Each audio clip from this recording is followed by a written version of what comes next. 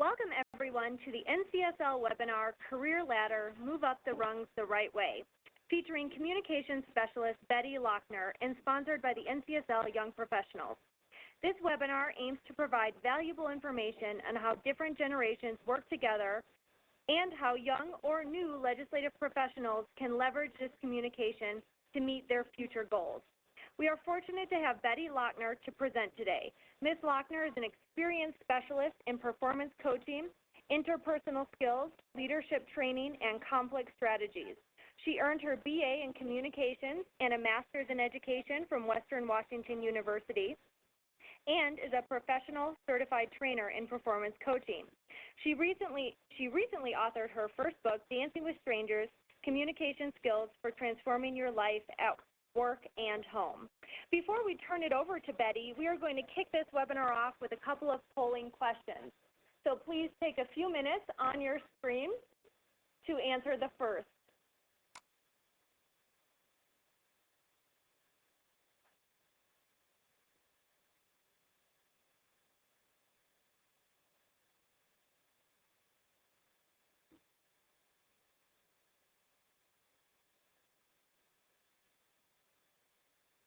All right. These are just a few demographic questions to get to know all of you who are on the webinar today. And now we're going to ask a second question about your work environment.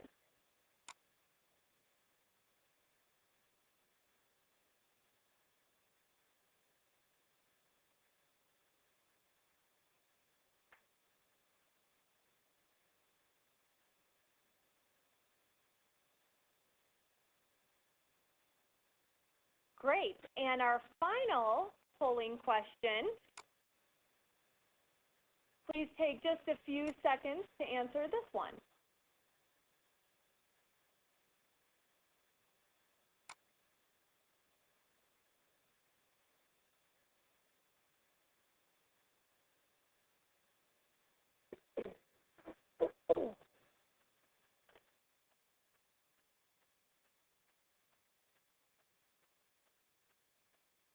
All right. Well, now that we know each other a little bit better, Betty, why don't you go ahead and take it away? Well, thank you. I'm so happy to be here today and talking a little bit about this idea of communicating with others across your organization, your legislative environment that are from different generations than you are.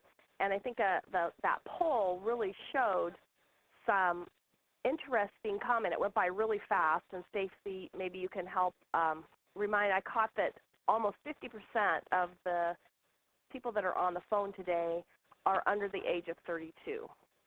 That's a huge demographic shift than we've seen in the past of people that are moving up the rungs of the ladder. That focus is really shifting down to those younger professionals.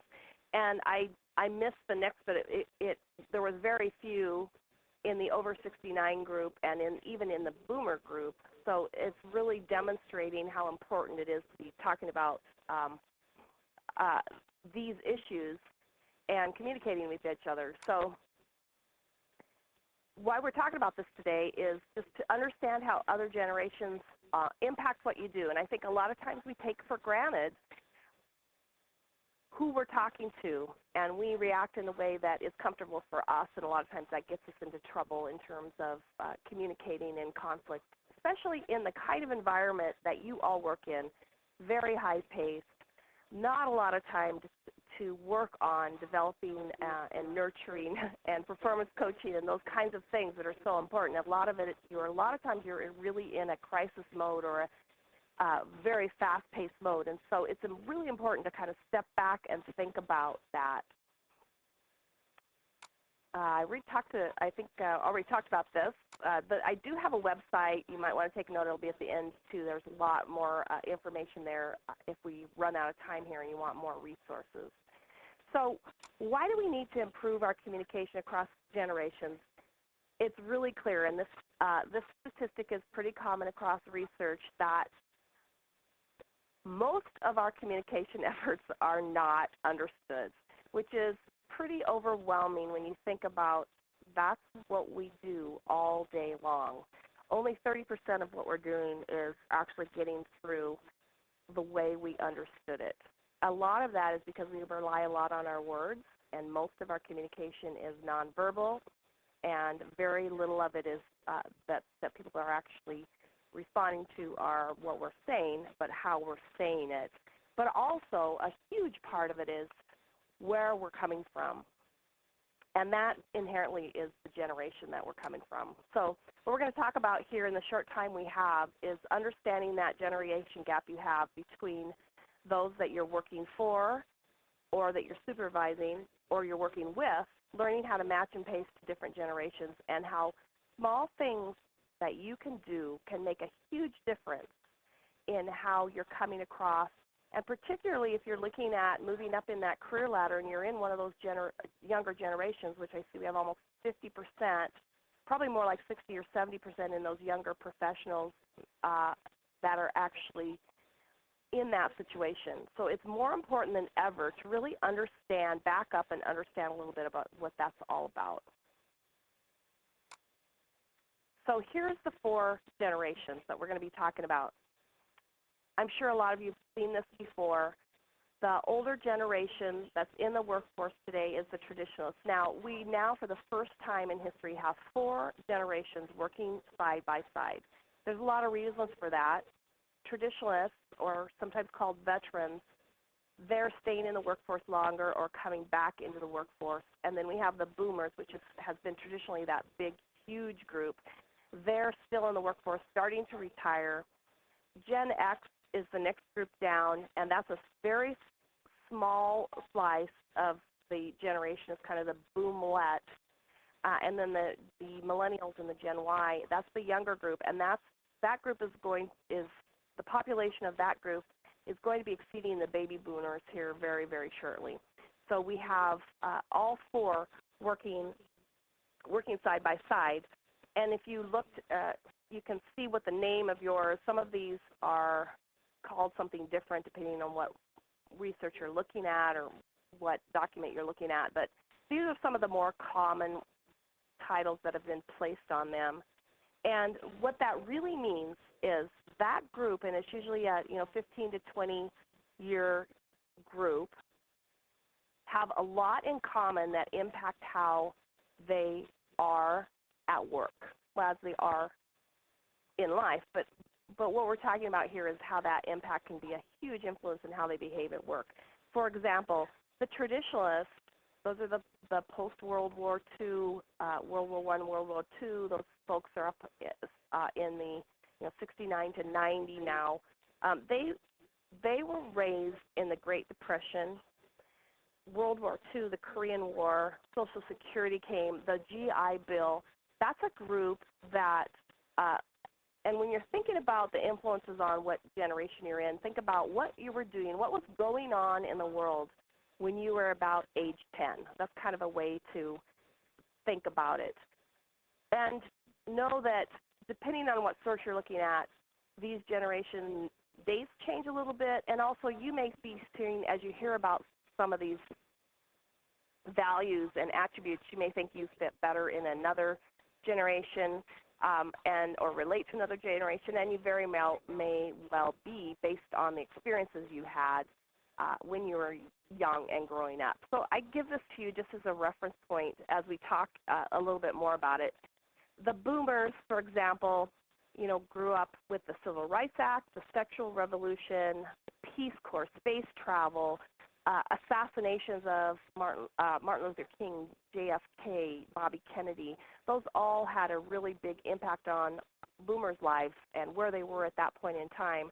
The Gen X group, really the fall of the Berlin Wall, Watergate, women's liberation, the energy crisis, AIDS, 24-hour media. This is the first group that stayed home while both parents worked, the latchkey kid era there. And so a lot of how they think and their values are based on those experiences. And then the younger group, the newest to the workforce, is the Millennials, and those are marked by experiences of school shootings, Oklahoma City bombings, but 24/7 technology, rapid technology, the war in Afghanistan and Iraq, the more child-focused world for the first time in Millennials and Gen X. You really had parents that were focusing more on their children. They weren't having children so that they could work in the farm and contribute to the family. They were having children and deciding how many children. Birth control played a big part in that. And it really became a very child-focused world. And I know you've probably heard a lot about Gen Y in some books, or sources have even referred to it as, you know, the T-ball generation, where it has the kind of the model of everybody wins, everybody gets to run the bases, there's no losers. At the end of the season, everybody gets an award. And so that group has really grown up being valued, being a part of the adult world, being told they're doing a great job, having a lot of cheerleaders behind them. Very, very different if you look at the boomers and the traditionalists, where it was more focused on the working world and not as much on the children. So you got the boomer parents of those Gen X and Gen Y, sometimes being called helicopter parents, because that's how they behave with their children. So what I'm trying to illustrate is just the differences in the four generations as kind of a background as we talk about the so what of this. So when you take those childhood values that they've learned and you bring it into the workplace, these are the values that are being held by those four groups. The traditionalists, which are the older of the groups that are working in the workplace now, they were taught to be very loyal to their employer. And in turn, they expect loyalty. They usually have very good interpersonal skills, and they believe very firmly that seniority is how you get promotion, raises, and recognition. So the longer you're there, that's how you get promoted, that's how you get recognized. They measure their work ethicness on timeliness, how many hours they put in, and they don't necessarily draw attention to what they're doing. They just do it. Whoever works the longest wins is more of the values of that group. And then the boomers, which is this huge group that's now starting to retire, they have a very strong work ethic also. Their hard work measured in hours, how many hours you put in. They're the ones that really gave us the 60-hour work week where, you know, if you work more than 40 hours, it's better than working 40 hours. They believe in teamwork. They believe in relationship building, but they expect loyalty from those they work with. So they expect that if they're loyal to you, you're going to be loyal to them and to the company. The Gen Xers, which is the smaller next slice, their values bring them to the workplace in that they want to have open communication regardless of their title and tenure. So very different than the traditionalists and the boomers. They want to be recognized for what they know and how well they do it, not how long they've been in the position. They respect production, how much they're getting done over how long they've been used. They want to have flexibility in their time, and they're looking more for a person or a mentor who they can be loyal to, not necessarily a company. That's a huge shift between those boomers and then the older professionals and the younger professionals, that it's all more about their own career and getting mentored, and what they're not necessarily loyal to a company. You've seen, and you probably have know people in your life that stay with the same company for 30 or 40 years. That just doesn't happen anymore and won't happen in the future, and that's a very, very difference in how people behave and work with each other in the workplace. And then finally, we've got the millennials, the younger professionals. Many of you are millennials, Gen X on the webinar here. But the younger generation, they really want an individual to help them achieve their goals. They want one-on-one. They want constant open communication, telling them that they're doing a good job. They need and want positive reinforcement from their boss. So new news is bad news. Whereas if you look at a traditionalist or a boomer, no news is probably good news. It means everything's going fine because you only hear from the boss when things aren't going well. Very, very different with the Gen X and the Millennials. They work well with the older groups, the traditionals. They want their job to have great personal fulfillment. So they want it to be more about them and their career rather than being loyal to a company and helping a company go forward. And this group is very much focused now on trying to have work-life balance. And I'm sure a lot of you can probably relate to that and trying to manage your work and your life so that it's not your work first and your family and your life second. So I've really, for purposes of talking about this and for this group, we've talked about the older generations, Gen X and the boomers, and then the younger professionals. And the real key differences are really, really basic. Most of the younger professionals don't really actively listen as well as the older generations. They kind of tend to know what they're doing, do what they're doing. They're very distracted sometimes by so many things. And traditional and boomers, they may have a tendency not to question or challenge authority or the status quo, and this can cause a lot of resentment and confusion among the Xers and the Millennials or the Gen Y who have been taught to speak up. So there's some very, very distinct differences in how they've been taught to behave in the workplace.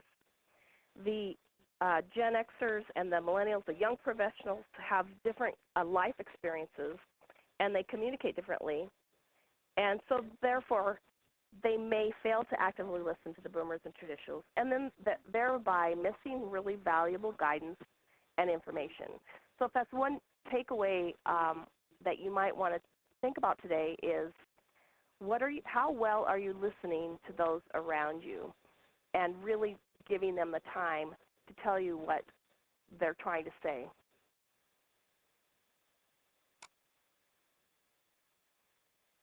So feedback and style, also really important. Feedback styles that seem informative, helpful to one group might seem preachy to another. So Generation X, or the older generations, may want to give a lot of information. Younger generations may see that as preachy. You know, I know this stuff, I don't need to know that. Or give off, even if they don't feel that way, kind of give off that sense. Feedback that a young professional thinks might be immediate and honest could seem hasty or inappropriate if they're giving it to an older generation. So younger professionals are much more willing to communicate right away and directly and give feedback. And that's not necessarily a value that a traditional or boomer is ready to accept.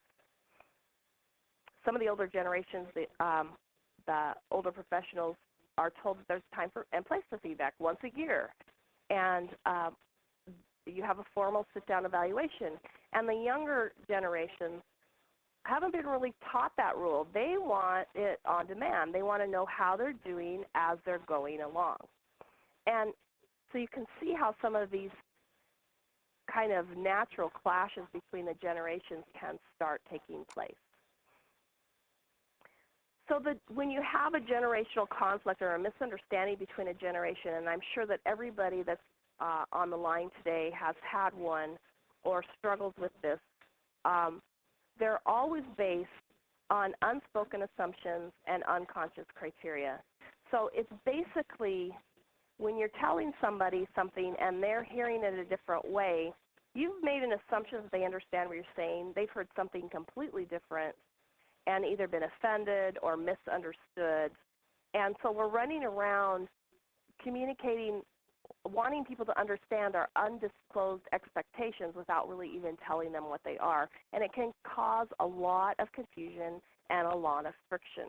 So the real key to mixing between generations and the younger professionals and the older professionals is really be in front of that, anticipate those conflicts, pull them out into the open, talk about them when they happen.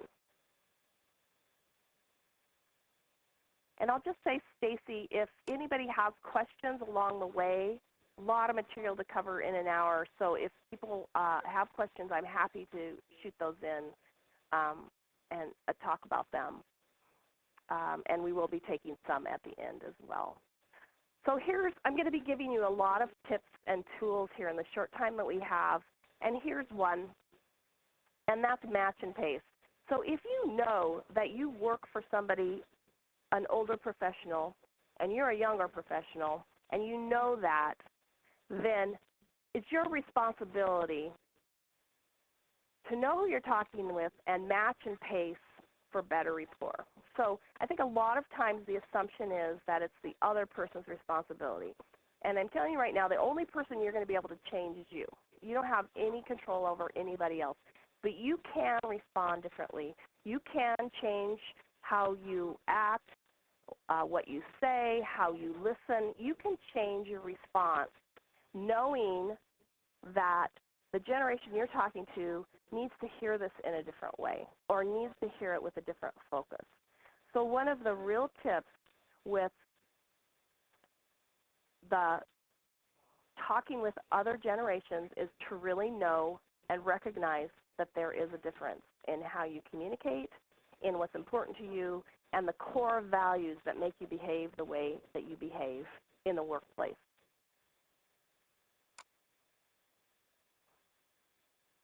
So I mentioned this earlier at the beginning, and that 70% of our communication is misunderstood. Well, 93% of it is nonverbal. So one of the real critical success factors that I can share with you today is pay attention to your nonverbal cues. And I think this is one of the most critical pieces that we assume we're doing well and we're not. I'm a boomer, for example. I work in a group of a lot of young professionals. And I work in my day job, I run the Washington State's prepaid tuition program. So we have like a retail organization in state government. We have a call center. We have a lot of young entry-level positions that are held by young people. And there is a real disconnect between what I think is appropriate and what they think is appropriate. And a lot of that is nonverbal. Sometimes it can be the rolling of the eyes. It can be multitasking. I think the younger generations are so in tune to technology, and the boomers and the traditionalists have this reputation, and much of it is true, that we're way behind. And so when a younger professional gets frustrated with a boomer, for example, because they aren't getting it, or they lost the data again, or whatever it is that's happening, that they display that with some nonverbal cues that can be really dangerous, that they don't even know that they're doing. Rolling of eyes, turning their backs, multitasking, jumping in and taking the control, saying, oh, let me just show you how to do it. I know from a boomer perspective that really frustrates me because I want to learn. And it's really hard to learn when somebody from a younger generation just says, let me do that for you. And then on the other hand, younger generations can feel patronized by older generations when they come in and go on and on and on about things that you already really have a really good handle on. So it works both ways. But if there's one thing that you could do today, one small thing that you could do today, is be aware of the nonverbal communication that you're putting off every single day. We tend to spend most of our time, our optional time, breaks, hallway conversations, with people that are like us. And so we're going to make friends with people that are probably more the same age as us, generally speaking. And so we're going to reinforce that because we're going to be sitting around talking with our friends over coffee and lunch and encouraging each other to display bad behavior, if you will, because that's how we're talking to each other, and we get that with our own group. It does not translate so well with other groups. So the number one thing you can do is really pay attention to what you're doing be more self-aware. Don't assume that how you're coming across is the way you intend to come across. That can be critical, and it can set up huge barriers between you and who you're trying to communicate with or get ahead with, or whatever the situation is. Get your idea across. Be recognized as somebody that's competent. Another tip, play to your strengths. We all have strengths. We all have things at work that we are really good at, that we have a passion of, that if somebody told us to do it, we're like, wow, this is fun. Play to those strengths. When we try to push people that we supervise or that we work with into areas that they really don't have a passion and a strength for, that will contribute to problems. So if you're in a position of supervising somebody from a younger or older generation, make sure that you're playing to their strengths as much as you can. Now, we don't always have that luxury because our jobs are what our jobs are. But if you've got somebody that's really good at communication but not very good at data, play to those strengths. Use them in the areas that they have the most strength in. You will always contribute the most to your team when you offer up your strengths and when you assess the team's strengths and assign them by what they are, rather than trying to push people into areas that they're just not comfortable with. And I think that's a mistake that we do between generations a lot too, is we make assumptions that our passion by who we are and the values we have is somebody else's passion, and that's just not true.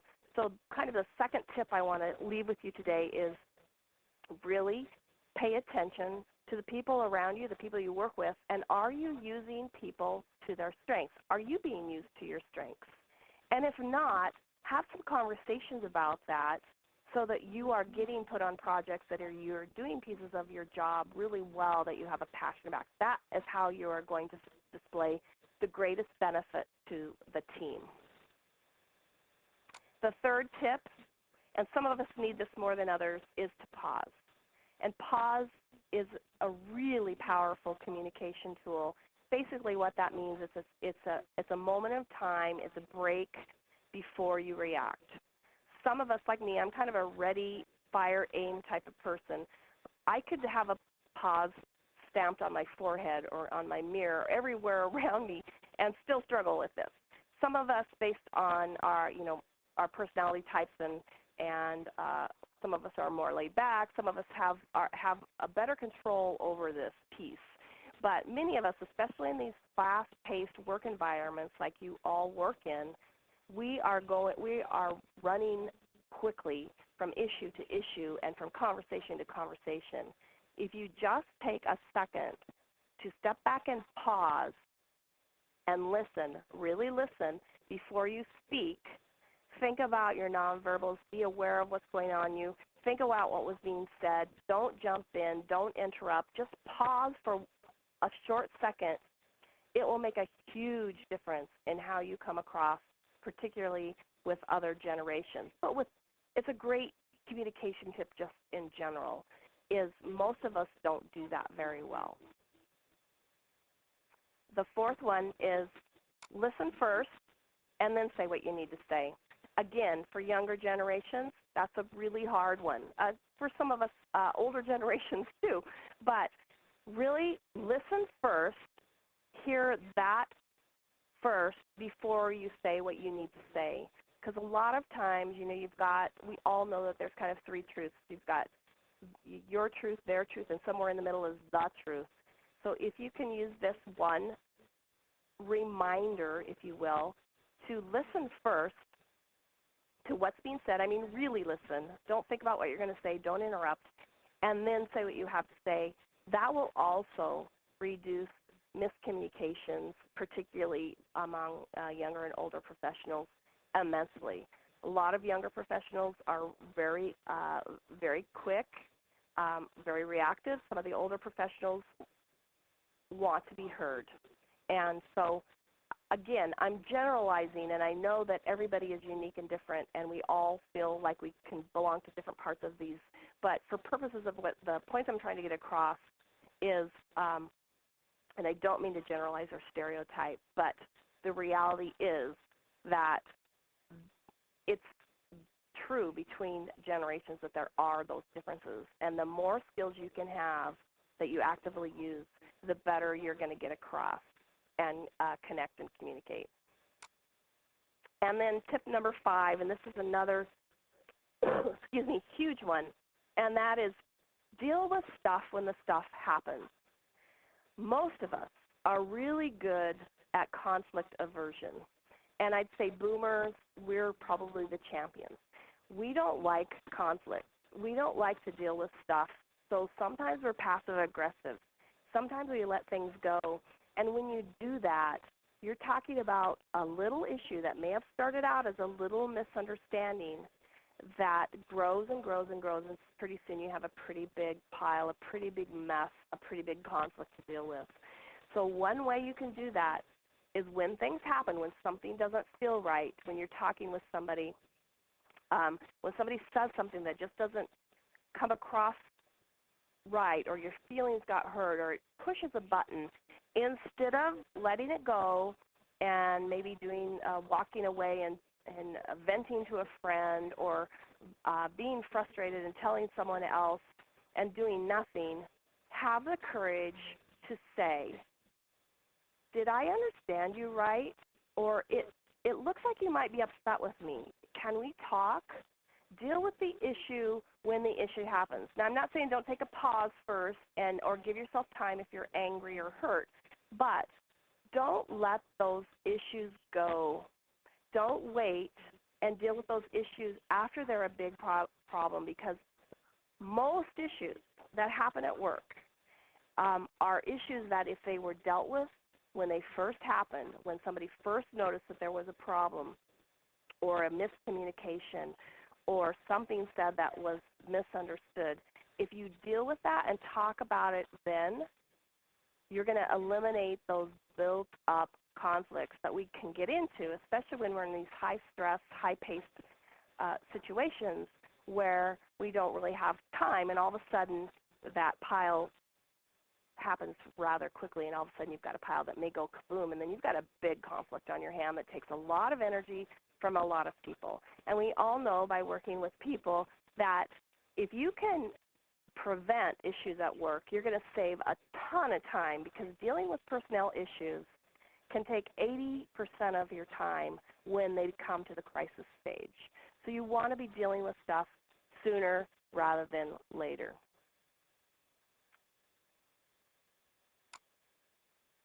I also want to remind you that small things count. We've talked about nonverbal communication, but really think about how you're connecting or disconnecting with who you're talking to.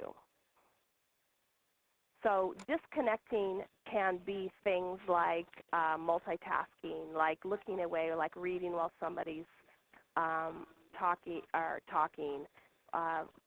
giving nonverbal cues, sighing heavily. But how you can connect positively are doing things like don't multitask. And that's a lot harder for some of the younger generations, particularly, that have been brought up in this technology world that's changing so fast. They're hooked to their cell phones and their Blackberries and whatever. It's really easy for them to not even notice that they're distracted. So avoid distractions. Look up. Use open body language. Pay attention to your body language. And if your body language is showing being closed off, arms crossed, fists clenched, relax your body language. The best is to just have your arms at your side or use your hands in mild gestures to communicate, not big, huge, sweeping ones. Use eye contact. That's probably the number one nonverbal tip you can use, is look people in the eye, not in an inappropriate or uncomfortable way, but give them eye contact that says, I'm listening to you. Remember people's names. That's really powerful. Everybody loves to hear their name, and it can be a huge connector. So when you meet somebody, work really hard at using their name again in the conversation. It's a huge connector. Greet people. Always look up and smile, even if you're cranky or you're not happy or things are not going well. Always try to give positive communication. Negative communication can be one of those pile builders because it can be so misinterpreted. Even though you may be upset about something that has nothing to do with the person in front of you. They're not going to know that. Apologize when appropriate. A lot of us don't do a very good job of that. If you screw up, say, oh my gosh, I think I screwed up. I am so sorry, or I'm sorry for this part in it. And always say please and thank you. It shows basic respect. It shows that you care. It shows that you're not a prima donna and that you're trying to work as a team. One more tip, and I'm going to go through a few scripts, and then we'll open it up for questions. When you are having a conversation, when something happens and you need to talk about it, when you're trying to shovel a pile, remember to always be talking about the issue and not focusing on the person. Be tender on the person. So you don't want to come right out and say, I am so mad at you, or you have done a terrible job. That's not being tender on the person. They're not even going to hear what you say after that. You want to be tough on the issue. Here's what I saw happening with this project. Here's what I think we talked about. So we need to talk about this issue and stay away from inferring that the person is bad or did a bad job or that you don't like them, but stay focused on what is the issue or the item or the project that you need to be talking about. Keep it in language like we. We need to work on a solution for this and not focusing on you, and putting people on the defense. Here's a script that I share with you, and I know that these slides will be available to you too, is start out with the pause. And then, so when something goes wrong, then say, hey, tell me more. Help me understand what just happened. And then listen. Don't interrupt. Don't butt in. Listen. Find a way to understand what's going on. Find a way to understand their truth, their facts, feelings, and perceptions. And then say thank you. Thank you for sharing that with me. That's how you get past those little issues that can turn into big ones, and pretty soon you have a feud between people. That's a script that you can use, that you can practice. Some of these are going to be more comfortable than others for you. Another tip is, to be a good communicator and to effectively communicate between generations, you got to get comfortable with the uncomfortable. You got to try stuff that may be a little out of your comfort zone. The next one is called present moment feedback, and that's when you see something or something happens or there's a behavior that's uncomfortable. You start out by saying, may I give you some feedback? 98% of the time, people will say, sure, I'd love some feedback. Now, if they say no, then don't. That's never a good sign. But if they say yes, then say, here's what I'm experiencing. This is what I'm feeling. I'm feeling like you're not being inclusive, or I'm feeling like you are really taking the other side, whatever the situation is. Here's what I'm wanting. I'm wanting a more collaborative process. I'm wanting you to keep me informed, whatever that is. That's a present moment script. When you see something that isn't quite right, but you don't know how to deal with it sooner rather than later. And then the other one is to describe what you want. Probably the number one basic thing that you can learn to be a better supervisor, a better mentor, a better communicator at work is to tell people what you expect and tell them what that means. So if I were to ask you, or if I were to say to you, you just don't respect me, well, what does that mean?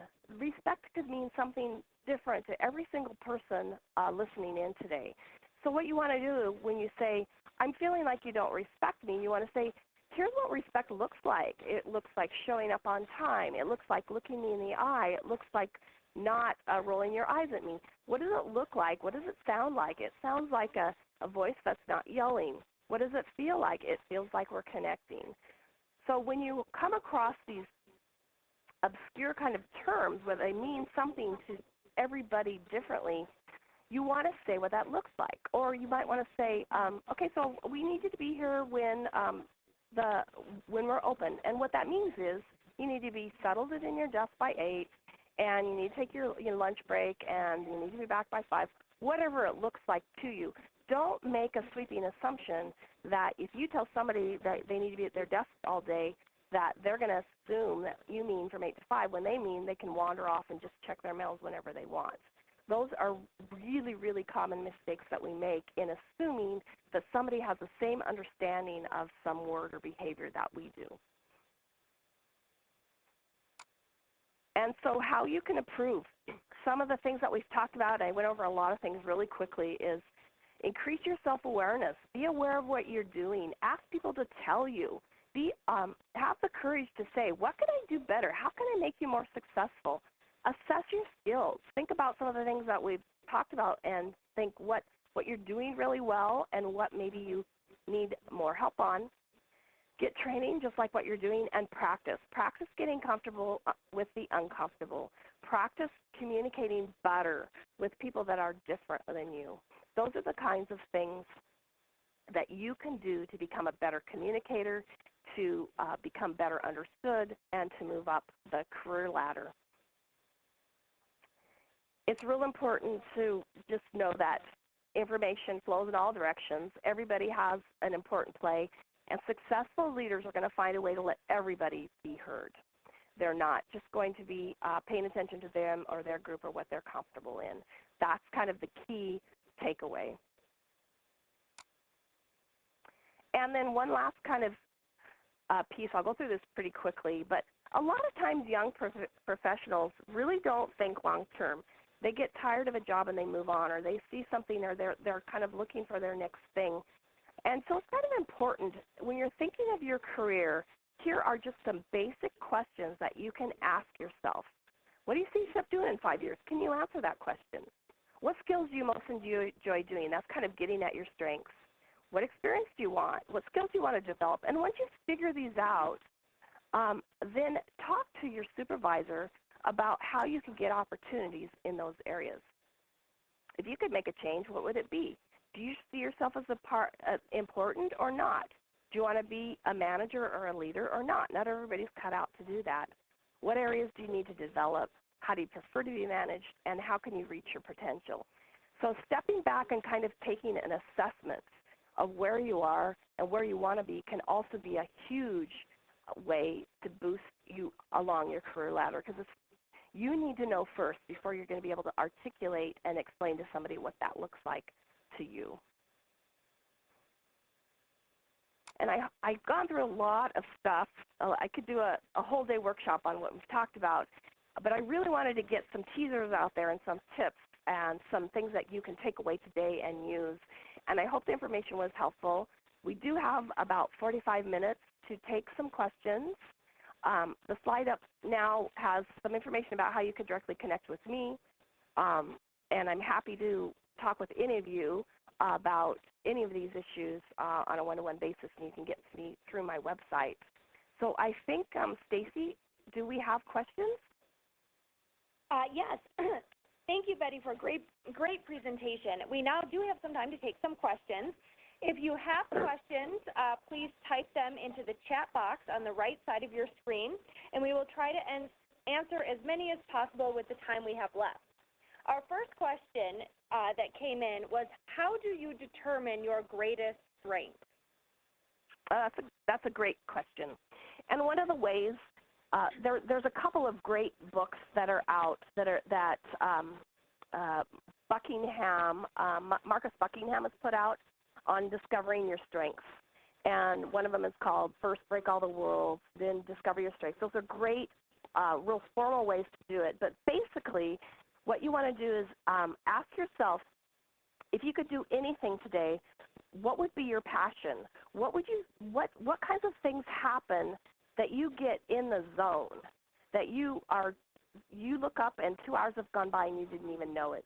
Those are ways to start looking at what your strengths are. Strengths are really at the areas that really make us excited, that really the pieces of our job that we love.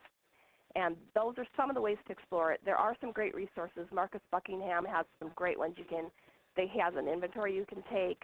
There's a whole training you can do on that. If you get into the strengths, it's really an awesome way to really enhance what you're doing and really build to your strengths at work. Thanks, Betty. Our next question is, can you give further explanation on the match and pace idea? Absolutely.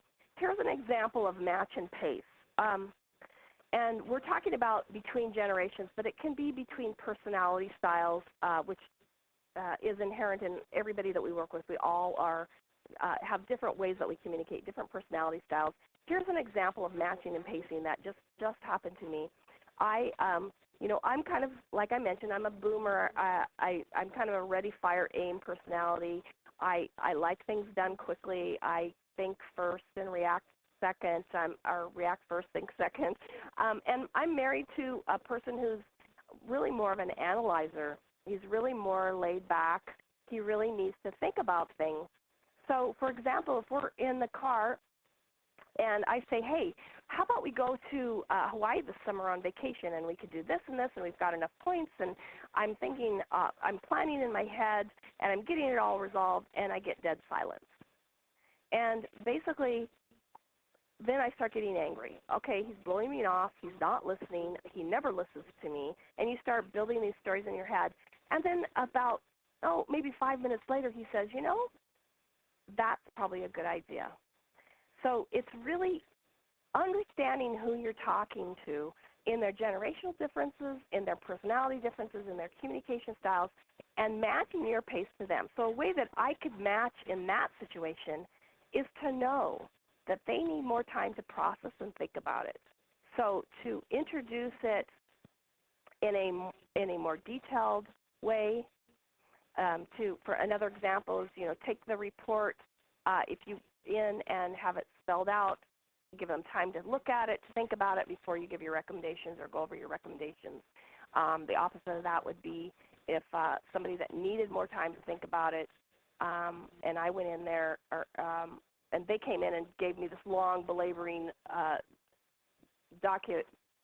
document and wanted to talk about every little detail, that would make me crazy. So a way that they could match and pace to me would be to only show me the summary. Say, hey, I've done a ton of research. I've done all 5 studies, and I've researched them, I categorized them. Here's the executive summary. So part of it is knowing who you're talking to and what style they want to receive information in and give it to them. And I hope that makes that's clear. If not, ask a follow-up question, and I'll elaborate a little bit more. Thank you, Betty. This is a great one. Although I identify with a lot of the things that are supposed to be characteristic of my generation, my problem is that my supervisor seems to have assumptions about me based on my generation. How do I help him or her see me as an individual rather than a demographic? That's a really, really good question. And so what you want to do is you want to open up the conversation and you want to talk about it. So what you want to do is use one of these scripts or say, hey, can I give you some feedback, or can we talk? And they, probably will say yes and say, I'm feeling like you're not, that you're generalizing some of the things I'm doing, and I want to make it clear that I'm working hard, or I'm this, or I'm that.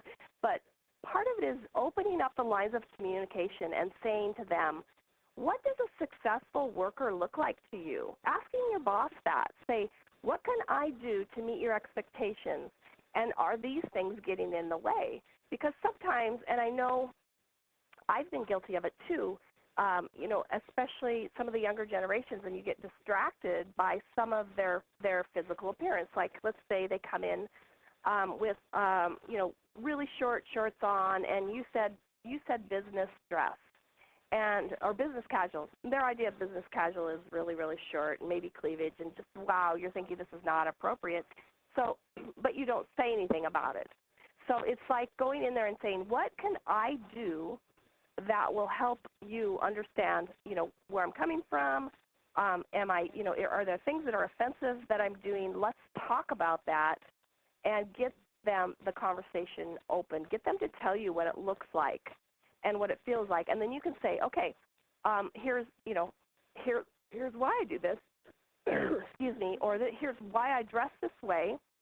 It's my individual style. I don't want to offend you, and make compromises. I mean, being in the workplace sometimes is about saying, so what can I do to be successful here, and then listening to that feedback. So the number one way is to just don't avoid the subtleties of that. When something happens that makes you feel weird, like they look at you wrong or they make some flip remark, say, hey, can we talk about that? Because I'm feeling like that's getting in the way of me doing a job, and I'm not seeing how that is. So help me understand. So it's about having the courage to when those little things happen in a spot, the nonverbals or whatever, that you have the courage to go and say, what little things can I change that'll make it easier, that'll be better, without changing your core value system or who you are. Thank you, Betty. The next question is, how do you suggest to get the generations X and Y to break from their focus on technology in an attempt to foster improved communication with the boomers and traditionalists? How to get them to break from technology? Is that what the question was? Yes, I believe so. Well, good luck with that. I don't know that we're going to. Though I do think if we're talking about Gen X and Gen Y want constant feedback. They want to know how they're doing, so tell them. Some of the things that I've done with some of my younger professionals that are entry level is said, here's the deal with cell phones. They're only for emergency calls. They're only for breaks, or whatever. Sometimes having some boundaries around them that are appropriate for what you're doing, and right up front making it really clear how technology will be used in this workplace. And part of it is also on the other side of the older generations. We've got to keep up. We've got to be embracing this technology. We can't allow the younger generations to just go wild and leave us in the dust, but we also can't just sit behind and ask them to slow down. So part of it is a compromise. And again, it's saying, here's what appropriate technology use in the workplace looks like. And I need you to be present in the meetings, not texting or not on your BlackBerry, or whatever is important. You got to say what it is. You got to say, here's what my expectations are. And if I could probably give, one tip for any of these questions that we'd be asking is talk about expectations, yours and theirs, in the open. What are the expectations? What is it that's getting in the way? Ask those questions. Say, what is it that's getting in the way of us connecting here, of us communicating? They say, you're always on your cell phone or whatever it is. And so both, in a perfect world, both sides are going to compromise, are going to get it. What the reality is that one of us is trying to learn and change and the other one isn't really paying any attention. So, how do you break through that? All you can do is to continue to communicate, to ask for feedback, and to set expectations really, really clear. And 70% of your communication right now is misunderstood. Work towards making that number go down, and that's all up to you. You can do what you can do to make it better by going and asking for expectations. How can I be more successful? What's bothering you? I have a problem with you being on the phone all the time, and here's why. And and talk about it. I mean, talking between the generations is the key, and that's what we're all kind of afraid of doing. So if nothing else, have the courage to try it. If it doesn't go well, try something else. Excuse me. When you try something and it doesn't work, don't go back and try that again. Try something different. And that's how you're going to learn to communicate better. That's how you're going to learn to match and pace, is get to know who you're working with. Get to know them, where they're coming from, what makes them tick, what they like about you, what they don't, and use that to build your strengths. Thanks, Betty. We actually have a good last follow-up question to that. If you ask the person you're supervising for feedback or vice versa and they say no, how do you respond to that? What is next? Excuse me. That's not going to happen very often, which is the good news. Now, I imagine there are some situations where it does, because most people, if you say, hey, can I give you some feedback, they say, well, of course you can give me feedback. I'm pretty sure it's going to be good feedback, so I want to hear it. If they say no, then you want to say, okay, thank you. When would be a good time to talk? Or how can I express to you some concerns that I'm having here? Or what would you suggest I do next? And it could be that you've caught them at a bad time or a bad day. We don't know what's going on in everybody's lives, and sometimes it's not about us right then. It's about something else going on. So you can come back another time and say, I know you don't really want me to give you some feedback, but I need to know what the venue is to start working through some of these issues. I have some concerns, and I really want to work through them because I like working here and I want to stay here.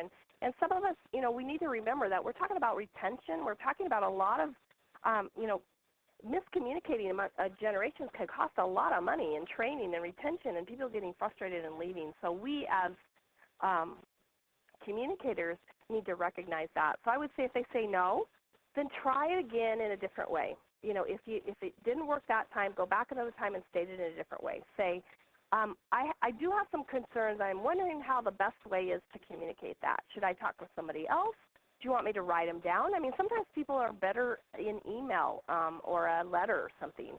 And then when you give that feedback, make sure you're doing it with respect and not with anger, and in a way that shows a solution or a positive solution. Don't just vent. Don't just bitch and moan. Give some constructive ways, like I am willing to work on these things, or I want to know what these things are.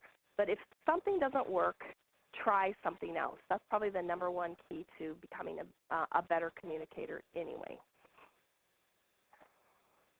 Thanks, Betty. And to end it on a light note, we've received a couple of requests of people wanting to know your Myers-Briggs personality type. ENFJ. All right. I'm wondering why they want to know that. Well, thank you all very much for attending this webinar sponsored by the NCSL Young Professionals, and thank you, Betty, for your expertise on this topic. We hope you enjoyed it and found valuable takeaways. If you have further questions about the webinar or about NCSL Young Professionals program, please email events@ncsl.org. Thank you again. This webinar will be archived after the fact and will be available on the NCSL website. Additionally, we've sent out a survey link. If you wouldn't mind taking just a couple of minutes, look in your chat box, click the link, and take the survey. It is very short. Thank you all again for attending.